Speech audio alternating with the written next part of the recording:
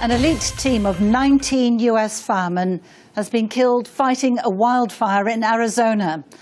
Now, it's the worst death toll amongst firefighters since 9/11 and the biggest tragedy for decades in tackling wildfires. President Obama, who has just arrived in Tanzania, said that the firefighters were heroes who had put themselves in harm's way to protect the lives and property of fellow citizens.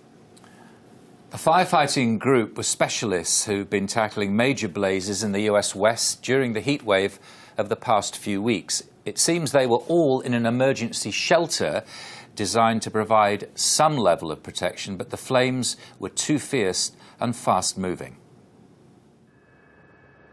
It was the deadliest day for firefighters since 9/11. The 19 died trying to protect the small town of Yarnell in Arizona. They were part of an elite hotshot crew who hiked long distances into the wilderness to build lines of protection between people and fires. Right now, what we do know is that 19 firefighters were killed in what probably the worst disaster that's taken place in wildland history here in the state of Arizona. We grieve for the families, we grieve for the department, we grieve for the city. Just one member of the 20-man crew survived. No information has been released on his condition. The fire was started by lightning on Friday and spread rapidly amid high heat, low humidity and strong winds. At least 200 homes were burned.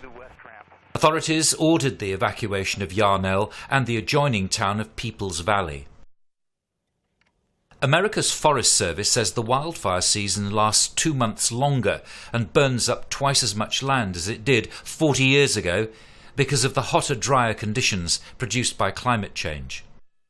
The western United States had another sweltering weekend with near record highs in Arizona and California. Health officials warned of the risk of burns from walking on the pavements, as well as dehydration and strokes, as temperatures reached 54.4 degrees centigrade, just short of the hottest temperature ever recorded in Death Valley 100 years ago.